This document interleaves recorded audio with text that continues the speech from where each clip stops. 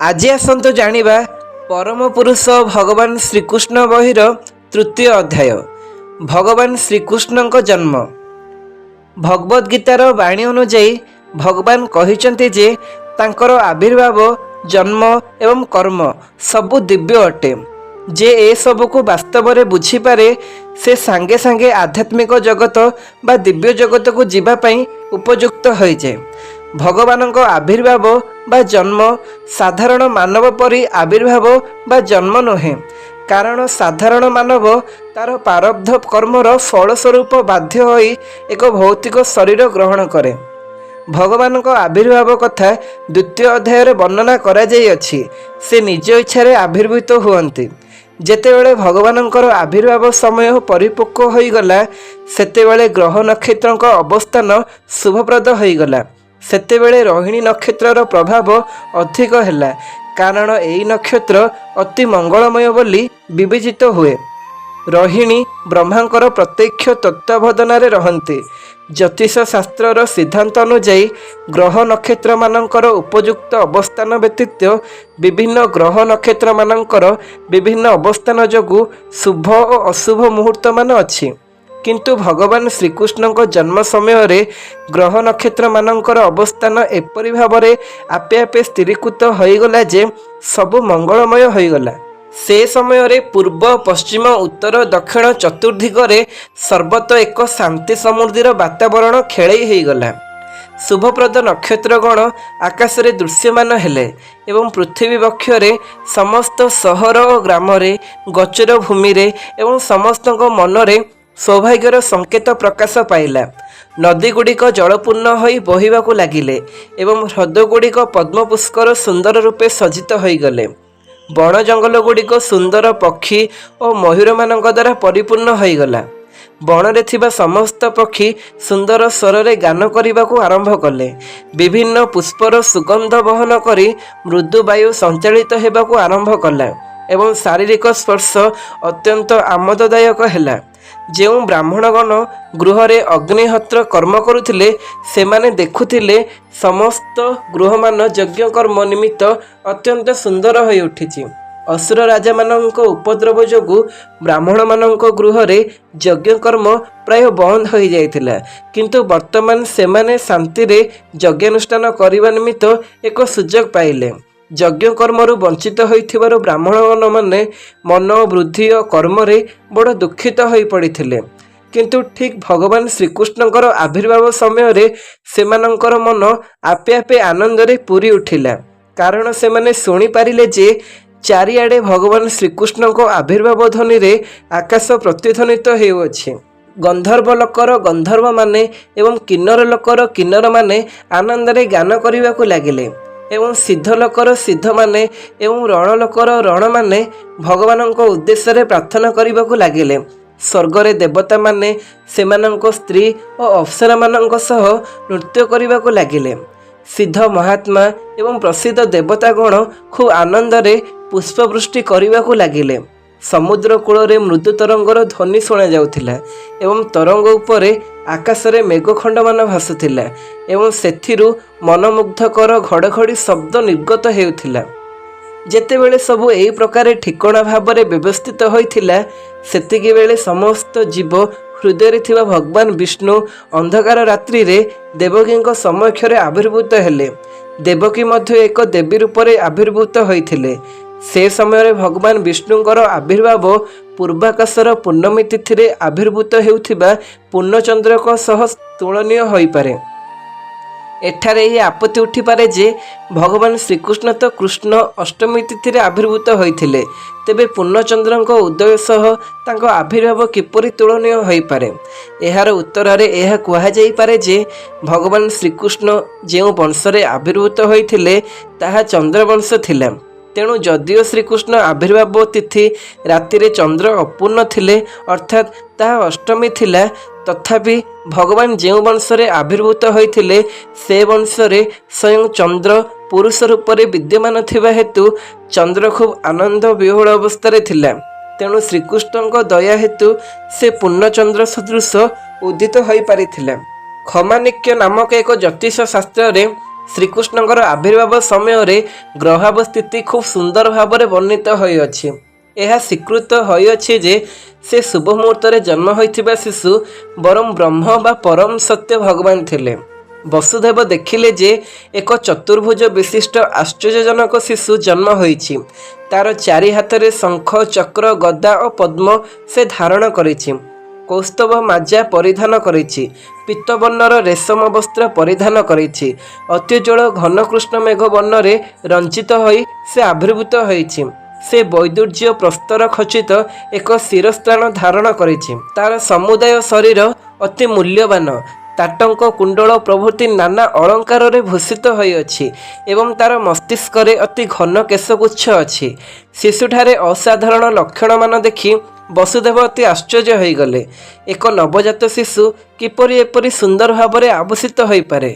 ତେଣୁ ସେ ବୁଝିପାରିଲେ ଯେ ଭଗବାନ ଶ୍ରୀକୃଷ୍ଣ ବର୍ତ୍ତମାନ ଆବିର୍ଭୂତ ହୋଇଛନ୍ତି ଏବଂ ସେ ଏ ଘଟଣାରେ ଅତ୍ୟନ୍ତ ଭାବବିହ୍ୱଳିତ ହୋଇପଡ଼ିଲା।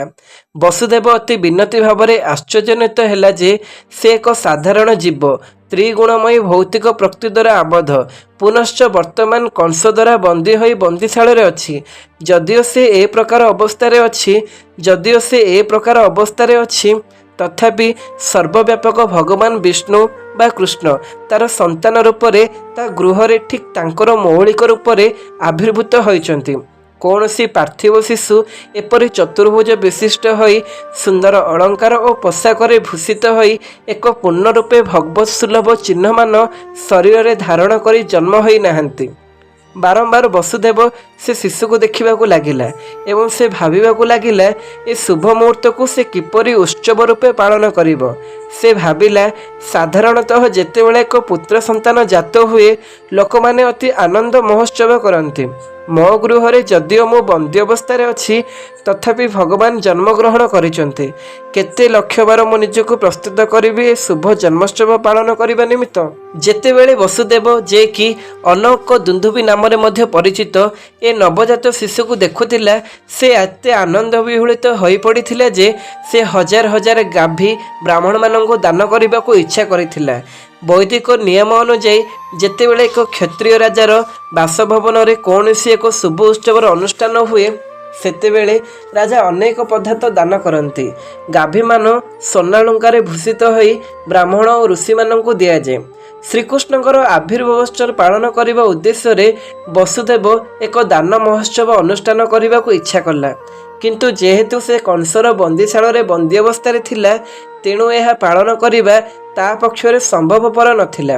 କେବଳ ତା ମନେ ମନେ ସେ ସହସ୍ର ସହସ୍ର ଗାଭୀ ବ୍ରାହ୍ମଣମାନଙ୍କୁ ଦାନ କଲା। ଯେତେବେଳେ ବସୁଦେବ ଭଲ ଭାବରେ ଜାଣିପାରିଲା ଯେ ନବଜାତ ଶିଶୁ ହେଉଛି ସ୍ୱୟଂ ଭଗବାନ, ସେ ଜଡ଼ହସ୍ତ ହୋଇ ସାଷ୍ଟାଙ୍ଗ ପ୍ରଣାମ କଲା ଏବଂ ତାଙ୍କୁ ପ୍ରାର୍ଥନା କରିବାକୁ ଲାଗିଲା। ସେ ସମୟରେ ବସୁଦେବ ଦିବ୍ୟ ଭାବାବସ୍ଥାରେ ଥିଲା ଏବଂ ସେ କଂସଠାରୁ ପ୍ରାପ୍ତ ସମସ୍ତ ପ୍ରକାର ଭୟରୁ ପୂର୍ଣ୍ଣ ରୂପେ ମୁକ୍ତ ହୋଇଗଲା। ନବଜାତ ଶିଶୁ ମଧ୍ୟ ତାର ଶରୀର କାନ୍ତି ଦ୍ୱାରା ଆବିର୍ଭୂତ ହୋଇଥିବା କକ୍ଷକୁ ଆଲୋକିତ କରି ପକାଇଲା। ତତ୍ପରେ ବସୁଦେବ ପ୍ରାର୍ଥନା କରିବାକୁ ଲାଗିଲା, ହେ ପ୍ରଭୁ, ମୁଁ ଜାଣିପାରୁଛି ଆପଣ କିଏ। ଆପଣ ଭଗବାନ ଅଟନ୍ତି। ପ୍ରତ୍ୟେକ ଜୀବ ମଧ୍ୟରେ ଥିବା ପରମାତ୍ମା, ପରମ ସତ୍ୟ ଆପଣ ଅଟନ୍ତି। ଆପଣ ଶାଶ୍ୱତ ରୂପରେ ଆବିର୍ଭୂତ ହୋଇଛନ୍ତି। ଆମେ ସ୍ପଷ୍ଟ ଭାବରେ ତାହା ଦେଖିପାରୁଛୁ। ମୁଁ ବୁଝୁଛି ଆପଣ ମୋତେ କଂସର ଭୟରୁ ରକ୍ଷା କରିବା ପାଇଁ ଆବିର୍ଭୂତ ହୋଇଛନ୍ତି, କାରଣ ମୁଁ କଂସ ଯୋଗୁଁ ଭୀତସ୍ରତ ହୋଇପଡ଼ିଛି। ଆପଣ ଏ ଭୌତିକ ଜଗତର ନୁହନ୍ତି। ଆପଣ ସେହି ଭଗବାନ ଯିଏକି କେବଳ ଭୂତ ପ୍ରକୃତି ଉପରେ ଏକ ବୃଷ୍ଟି ନିକ୍ଷେପ କରି ଏ ଦୃଶ୍ୟ ଜଗତକୁ ସୃଷ୍ଟି କରିଛନ୍ତି। କେହି କେହି ଏପରି ଯୁକ୍ତି କରିପାରନ୍ତି ଯେ ଯେଉଁ ଭଗବାନ ଏକ ଦୃଷ୍ଟି ନିକ୍ଷେପ କରି ଏ ଭୌତିକ ଜଗତ ସୃଷ୍ଟି କରନ୍ତି ସେ ବସୁଦେବର ସ୍ତ୍ରୀ ଦେବକୀ ଗର୍ଭରେ ଆସି ପାରିବେ ନାହିଁ। ଏହି ଯୁକ୍ତିକୁ ଏଡ଼ାଇବା ପାଇଁ ବସୁଦେବ କହିଲେ, ହେ ମୋର ପ୍ରିୟ ପ୍ରଭୁ, ଆପଣ ଯେ ଦେବକୀ ଗର୍ଭରେ ଆବିର୍ଭୂତ ହେଲେ ଏହା ଅତି ଆଶ୍ଚର୍ଯ୍ୟ ଘଟଣା ନୁହେଁ, କାରଣ ସେହି ପ୍ରକାରେ ସୃଷ୍ଟି କରାଯାଇଛି।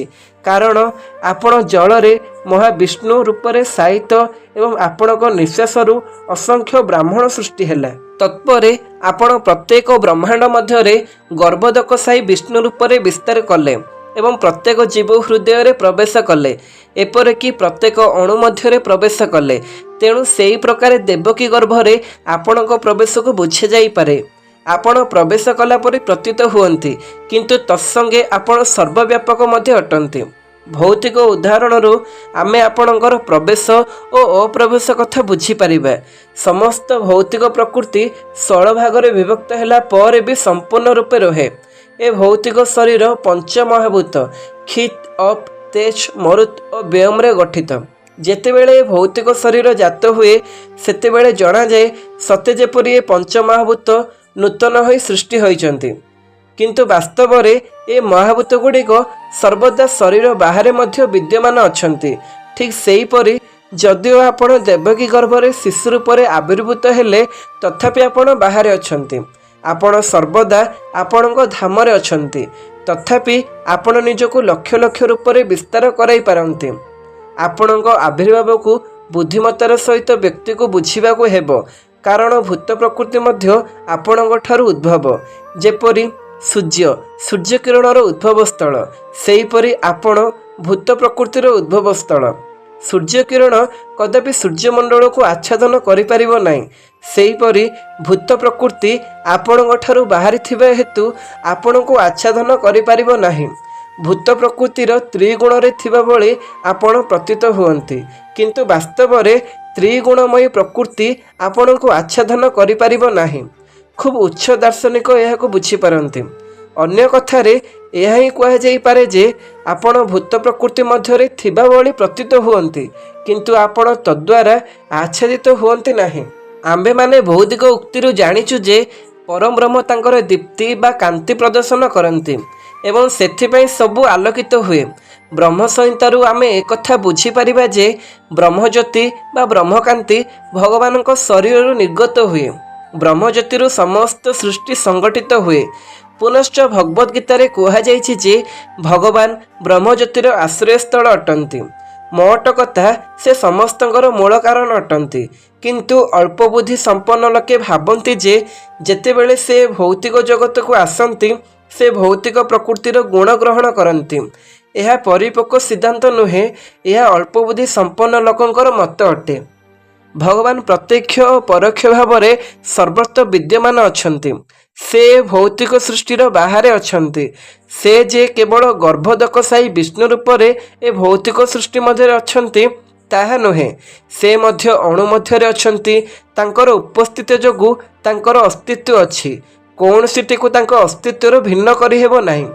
ବେଦବାଣୀରୁ ଆମ ପାଇଁ ଯେ ପରମାତ୍ମା ବା ସମସ୍ତଙ୍କର ଆଦି କାରଣକୁ ଖୋଜି ବାହାର କରିବାକୁ ହେବ, କାରଣ ପରମାତ୍ମାଙ୍କୁ ଛାଡ଼ି କୌଣସିଟିର ଅସ୍ତିତ୍ୱ ନାହିଁ। ସେଇଥିପାଇଁ ଭୌତିକ ସୃଷ୍ଟି ତାଙ୍କ ଶକ୍ତିର ଏକ ରୂପାନ୍ତରଣ ଅଟେ। ଉଭୟ ଜଡ଼ବସ୍ତୁ ଏବଂ ଜୀବନ୍ତ ଶକ୍ତି ଆତ୍ମା ତାଙ୍କଠାରୁ ହିଁ ଉଦ୍ଭବ। କେବଳ ନିର୍ବୋଧ ହିଁ ଭାବେ ଯେ ଯେତେବେଳେ ଭଗବାନ ଆବିର୍ଭୂତ ହୁଅନ୍ତି ସେ ଭୂତ ପ୍ରକୃତିର ଅଧୀନ ହୁଅନ୍ତି। ଯଦିଓ ସେ ଏକ ଭୌତିକ ଶରୀର ଗ୍ରହଣ କଲା ପରି ପ୍ରତୀତ ହୁଅନ୍ତି, ତଥାପି ସେ କୌଣସି ଭୌତିକ ନିୟମର ଅଧୀନ ନୁହନ୍ତି। ସେଇଥିପାଇଁ ଶ୍ରୀକୃଷ୍ଣ ଆବିର୍ଭୂତ ହୋଇଥିଲେ ଏବଂ ଭଗବାନଙ୍କର ଆବିର୍ଭାବ ଓ ଚିରଭାବ ସମ୍ବନ୍ଧୀୟ ସମୟ ବ୍ରହ୍ମାଙ୍କ ସିଦ୍ଧାନ୍ତରୁ ପରାସ୍ତ କରିଥିଲେ। ହେ ଭଗବାନ, ଆପଣଙ୍କର ଆବିର୍ଭାବ, ସ୍ଥିତି ଏବଂ ତିରୋଭାବ ଏ ସମସ୍ତ ଭୂତ ପ୍ରକୃତିର ପ୍ରଭାବରେ ବହୁତ ଊର୍ଦ୍ଧ୍ୱରେ, କାରଣ ଆପଣ ସମସ୍ତଙ୍କର ନିୟନ୍ତ୍ରଣକାରୀ ଏବଂ ପରବ୍ରହ୍ମଙ୍କର ଆଧାରସ୍ଥଳ। ତେଣୁ ଆପଣଙ୍କଠାରେ କୌଣସି ପ୍ରକାର ବିପରୀତ ଭାବ ନାହିଁ। ଆପଣଙ୍କ କଥା ଅନୁଯାୟୀ ଭୂତ ପ୍ରକୃତି ଆପଣଙ୍କ ଅଧ୍ୟକ୍ଷରେ କାର୍ଯ୍ୟ କରେ। ଏହା ଠିକ୍ ସେହିପରି ଯେପରି ସରକାରୀ କର୍ମଚାରୀ ବୃନ୍ଦ ପ୍ରଧାନ ଶିକ୍ଷକଙ୍କ ଅଧିକ୍ଷକ ଆଦେଶାନୁସାରେ କାର୍ଯ୍ୟ କରେ। ଅଧସ୍ତନ କର୍ମଚାରୀମାନଙ୍କର କର୍ମ ଆପଣଙ୍କୁ ପ୍ରଭାବିତ କରିପାରେ ନାହିଁ। ପରବ୍ରହ୍ମ ଏ ସମସ୍ତ ପରିପ୍ରକାଶ ଆପଣଙ୍କଠାରେ ହିଁ ଅବସ୍ଥିତ ଏବଂ ଭୂତ ପ୍ରକୃତିର ସମସ୍ତ କର୍ମ ଆପଣଙ୍କ ଦ୍ୱାରା ନିୟନ୍ତ୍ରିତ ହେଉଅଛି। ଆପଣଙ୍କୁ ଶୁକ୍ଳ କୁହାଯାଏ। ଶୁକ୍ଳ ଅର୍ଥାତ୍ ଶୁଭ୍ରତା ପରମ ସତ୍ୟର ଏକ ସଂକେତ ଅଟେ, କାରଣ ଏହା ଭୌତିକ ପ୍ରକୃତି ଦ୍ୱାରା ପ୍ରଭାବିତ ହୁଏ ନାହିଁ। ବ୍ରହ୍ମାଜୀଙ୍କୁ ରକ୍ତ କୁହାଯାଏ, କାରଣ ବ୍ରହ୍ମା ରଜଗୁଣ ସୃଷ୍ଟିକାରୀ ଗୁଣର ପ୍ରତୀକ ଅଟନ୍ତି। ଅନ୍ଧକାର ବା ତମଗୁଣ ଶ୍ରୀ ଶିବାଜୀଙ୍କଠାରେ ନ୍ୟସ୍ତ ହେଉଅଛି, କାରଣ ଏ ସୃଷ୍ଟି ଧ୍ୱଂସ କରନ୍ତି। ଏ ଦୃଶ୍ୟ ଜଗତର ସୃଷ୍ଟି, ସ୍ଥିତି ଏବଂ ଧ୍ୱଂସକ୍ରିୟା ଆପଣଙ୍କ ଶକ୍ତି ଦ୍ୱାରା ସମ୍ପାଦିତ ହେଉଅଛି। ତଥାପି ଆପଣ କଦାପି ସେ ସମସ୍ତ ଗୁଣ ଦ୍ୱାରା ପ୍ରଭାବିତ ହୁଅନ୍ତି ନାହିଁ। ଏହା ବେଦରେ ସ୍ୱୀକୃତ ହୋଇଅଛି, ହରିର୍ହି ନିର୍ଗୁହ ସାକ୍ଷାତ। ଭଗବାନ ସର୍ବଦା ସମସ୍ତ ଭୌତିକ ଗୁଣରୁ ମୁକ୍ତ। ଏହା ମଧ୍ୟ କୁହାଯାଇଛି ଯେ ଭଗବାନଙ୍କ ଠାରେ ରଜଗୁଣ ଓ ତମଗୁଣ ନାହିଁ। ହେ ଭଗବାନ, ଆପଣ ପରମ ନିୟନ୍ତ୍ରଣକାରୀ, ଅତି ମହାନ। ଆପଣ ଏ ଦୃଶ୍ୟ ଜଗତର ରୀତିକୁ ରକ୍ଷା କରୁଛନ୍ତି। ଆପଣ ପରମ ନିୟନ୍ତ୍ରଣକାରୀ। ତା ସତ୍ତ୍ୱେ ଆପଣ ଦୟାପରବଶ ହୋଇ ମୋ ଗୃହରେ ଆବିର୍ଭୂତ ହୋଇଛନ୍ତି। ଆପଣଙ୍କ ଆବିର୍ଭାବର ଉଦ୍ଦେଶ୍ୟ ହେଲା ପୃଥିବୀରେ ରାଜୁତି କରୁଥିବା ଅସୁର ରାଜାମାନଙ୍କର ଅନୁଗତମାନଙ୍କୁ ବିନାଶ କରିବା। ସେମାନେ ରାଜପୁତ୍ରମାନଙ୍କ ପରି ପୋଷାକ ଧାରଣ କରିଛନ୍ତି, କିନ୍ତୁ ବାସ୍ତବରେ ସେମାନେ ଅସୁର ଅଟନ୍ତି। ମୁଁ ଜାଣେ ଯେ ଆପଣ ସେମାନଙ୍କୁ, ସେମାନଙ୍କର ଅନୁଗତମାନଙ୍କୁ ଏବଂ ସୈନ୍ୟମାନଙ୍କୁ ନିଶ୍ଚୟ ବଧ କରିବେ। ମୁଁ ଜାଣିପାରିଛି ଯେ ଆପଣ ଅସଭ୍ୟ କଂସ ଓ ତାର ଅନୁଗତମାନଙ୍କୁ ବଧ କରିବା ନିମିତ୍ତ ଆବିର୍ଭୂତ ହୋଇଛନ୍ତି। ସେ ଏକଥା ଜାଣିଛି ଯେ ଆପଣ ତାଙ୍କୁ ବିନାଶ କରିବା ନିମିତ୍ତ ଆବିର୍ଭୂତ ହେବେ। ଏଇଥିପାଇଁ ସେ ଆପଣଙ୍କ ପୂର୍ବଜ ବଡ଼ ଭାଇମାନଙ୍କୁ ମାରି ପକାଇଛି। ସେ ବର୍ତ୍ତମାନ ଆପଣଙ୍କ ଜନ୍ମ ସମ୍ବାଦ ପାଇବାକୁ ଅପେକ୍ଷା କରିଛି। ସେ ଯେପରି ଶୁଣିବ ଆପଣ ଜନ୍ମ ହେଲେଣି ବୋଲି, ସେ ସାଙ୍ଗେ ସାଙ୍ଗେ ସମସ୍ତ ଅସ୍ତ୍ରଶସ୍ତ୍ର ସହିତ ଆପଣଙ୍କୁ ବଧ କରିବାକୁ ଆସି ପହଞ୍ଚିଯିବ। ବସୁଦେବଙ୍କର ଏହି ପ୍ରାର୍ଥନା ପରେ ଶ୍ରୀକୃଷ୍ଣ ମାତା ଦେବକୀ ପ୍ରାର୍ଥନା କଲେ। ତାର ଭ୍ରାତାର ଅତ୍ୟାଚାର ଯୋଗୁଁ ସେ ବଡ଼ ଭୀତସ୍ତତ ହୋଇପଡ଼ିଥିଲେ। ଦେବକୀ କହିଲେ, ହେ ମୋର ପ୍ରିୟ ପ୍ରଭୁ, ବେଦରେ ବର୍ଣ୍ଣିତ ହୋଇଅଛି ଯେ ବିଷ୍ଣୁଙ୍କ ଠାରୁ ଉତ୍ପନ୍ନ ଆପଣଙ୍କର ସମସ୍ତ ଶାଶ୍ୱତ ରୂପ ଯଥା ନାରାୟଣ, ଶ୍ରୀରାମଚନ୍ଦ୍ର, ଶେଷ, ବରାହ, ନୃସିଂହ, ବାମନ, ବଳଦେବ ଏବଂ ଏହିପରି ଆଉ ଲକ୍ଷ ଲକ୍ଷ ଅବତାର ସବୁ ଆପଣଙ୍କର ମୌଳିକ ରୂପ ଅଟେ। ଆପଣ ହେଉଛନ୍ତି ମୂଳ, କାରଣ ଆପଣଙ୍କର ଅନ୍ୟ ସବୁ ଅବତାର ରୂପ ଏ ଭୌତିକ ଜଗତର ବାହାରେ। ଏ ଦୃଶ୍ୟ ଜଗତ ସୃଷ୍ଟି ହେବା ପୂର୍ବରୁ ଆପଣଙ୍କ ରୂପ ଥିଲା। ଆପଣଙ୍କର ସମସ୍ତ ରୂପ ଶାଶ୍ୱତ ଏବଂ ସର୍ବବ୍ୟାପକ। ସେ ସବୁ ସ୍ୱୟଂ ଜ୍ୟୋତିଷ୍ମାନ, ଅପରିବର୍ତ୍ତନୀୟ ଏବଂ ଭୌତିକ ଦୋଷ ଦୃଷ୍ଟ ନୁହେଁ। ଏ ପ୍ରକାର ଶାଶ୍ୱତ ରୂପମାନ ଚିର ଜ୍ଞାନପୂର୍ଣ୍ଣ ଏବଂ ଆନନ୍ଦମୟ ଅଟେ। ସେମାନେ ଦିବ୍ୟ ସତ୍ୟ ସ୍ଥିତିରେ ଅବସ୍ଥିତ ଏବଂ ସର୍ବଦା ବିଭିନ୍ନ ଲୀଳାରେ ବ୍ୟସ୍ତ। ଆପଣ କେବଳ ଏକ ନିର୍ଦ୍ଦିଷ୍ଟ ରୂପ ମଧ୍ୟରେ ସୀମିତ ନୁହନ୍ତି। ଆପଣଙ୍କର ଏ ସମସ୍ତ ଦିବ୍ୟ ଶାଶ୍ୱତ ରୂପ ସ୍ୱୟଂ ସମ୍ପୂର୍ଣ୍ଣ ଅଟନ୍ତି। ମୁଁ ବୁଝିପାରୁଛି ଆପଣ ଭଗବାନ ବିଷ୍ଣୁ ଅଟନ୍ତି। କୋଟି କୋଟି ବର୍ଷ ପରେ ଯେତେବେଳେ ବ୍ରହ୍ମାଜୀଙ୍କର ଆୟୁଷ ଶେଷ ହେବ, ସେତିକି ବେଳେ ଏ ଦୃଶ୍ୟ ଜଗତର ଧ୍ୱଂସ ସ୍ୱାଦିତ ହେବ। ସେ ସମୟରେ ପଞ୍ଚାମହାଭୂତ କ୍ଷିତ୍, ଅପ୍, ତେଜ, ମରୁତ୍ ଓ ବ୍ୟମ୍ ମହତ୍ତତ୍ୱରେ ମିଶିଯିବେ। ମହତ୍ ତତ୍ତ୍ୱ କାଳଚକ୍ର ଗତିରେ ସମୁଦାୟ ଅବ୍ୟକ୍ତ ଭୌତିକ ଶକ୍ତିରେ ମିଶିଯିବେ। ସମସ୍ତ ଭୌତିକ ଶକ୍ତି ଶକ୍ତିମାନ ପ୍ରଧାନରେ ମିଶିଯିବେ ଏବଂ ପ୍ରଧାନ ଆପଣଙ୍କ ମଧ୍ୟରେ ପ୍ରବେଶ କରିଯିବ। ତେଣୁ ସମଗ୍ର ଦୃଶ୍ୟ ଜଗତର ପ୍ରଳୟ ବା ଧ୍ୱଂସ ପରେ ଆପଣ ହିଁ ଏକମାତ୍ର ଆପଣଙ୍କର ଦିବ୍ୟ ନାମ, ରୂପ, ଗୁଣ ଏବଂ ବ୍ୟକ୍ତିଗତ ବସ୍ତୁମାନଙ୍କ ସହ ରହିବେ। ହେ ଭଗବାନ, ମୁଁ ଆପଣଙ୍କୁ ପ୍ରଣାମ ଜଣାଉଛି, କାରଣ ଆପଣ ସମସ୍ତ ଅବ୍ୟକ୍ତ ଶକ୍ତିର ଅଧ୍ୟକ୍ଷ ଅଟନ୍ତି ଏବଂ ଭୂତ ପ୍ରକୃତିର ଅନ୍ତିମ ଆଧାର ଅଟନ୍ତି। ହେ ଭଗବାନ, ସମସ୍ତ ଦୃଶ୍ୟ ଜଗତର କାଳ ପ୍ରଭାବରେ ପ୍ରଭାବିତ। ଆପଣଙ୍କ ନିର୍ଦ୍ଦେଶରେ ସମସ୍ତେ କାର୍ଯ୍ୟ କରୁଛନ୍ତି।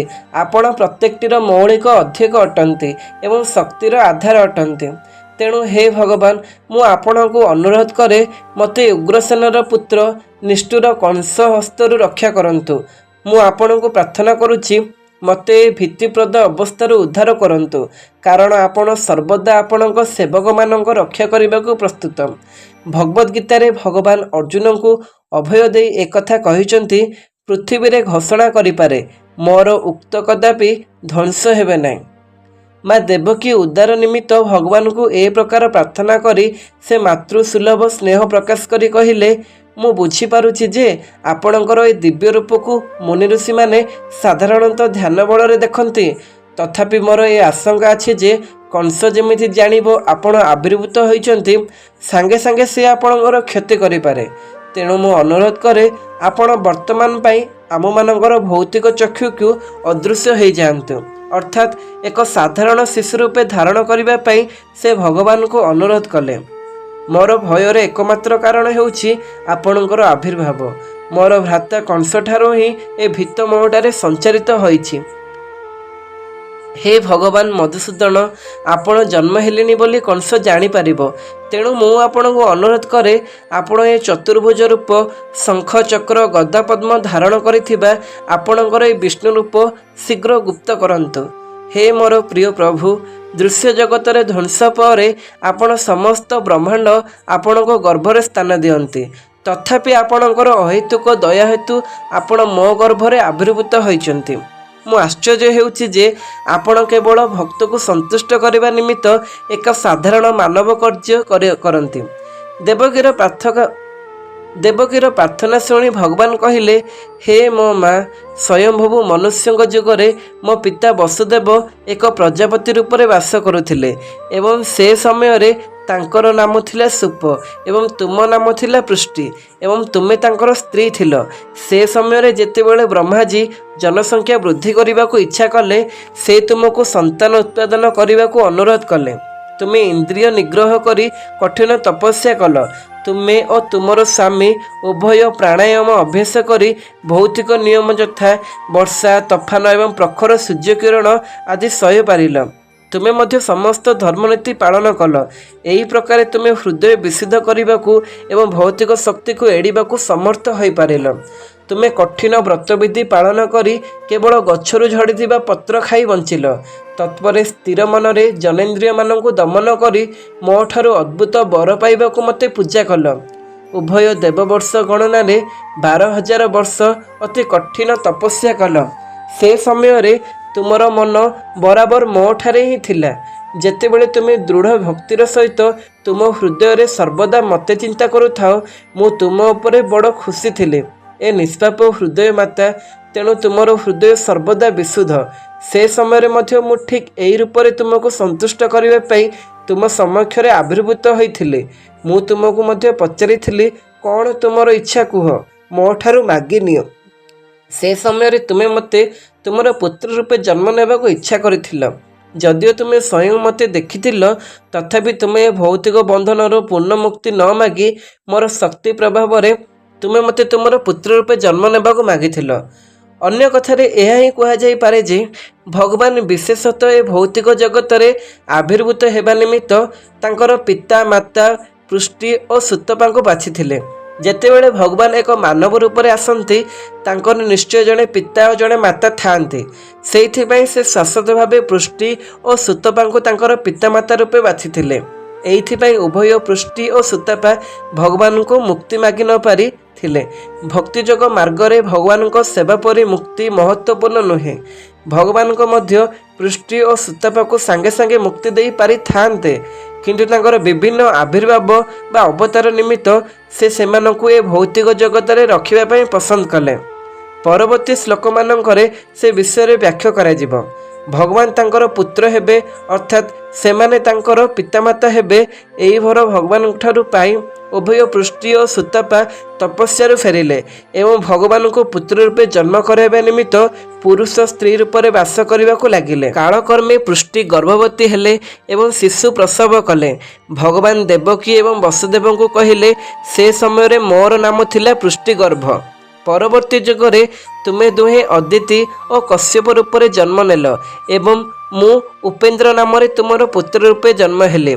सेतेबेले मोर आकार एक बामन सदृश थिला एवं एही कारणरू मु बामन देव नाम परिचित होइथिले। मु 3 थर तुमर पुत्र रूपे जन्म हेबी एही बर तुमको देइथिली।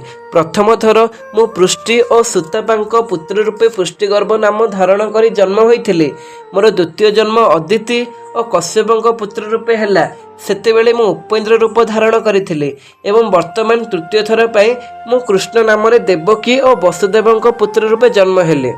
मु विष्णु रूप तुम समक्षरे आविर्भूत हेली केवल तुम मानकु बोध करने जे कि मु भगवान को पुनर्बार तुम ठारू जन्म नेली।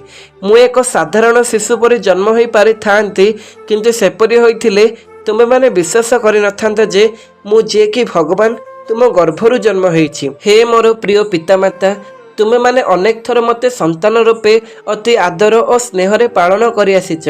सेइथिपाई मु तुम मानक उपरे भारी खुशी एवं अत्यंत कृतज्ञ। एई थर मु तुमको निश्चित भाव में कहूँ जे ତୁମେମାନେ ତୁମମାନଙ୍କର ଲକ୍ଷ୍ୟ ସାଧନରେ ପୂର୍ଣ୍ଣତା ଲାଭ କରିଥିବାରୁ ତୁମେମାନେ ଭଗବାନଙ୍କ ଧାମକୁ ଫେରିଯିବ।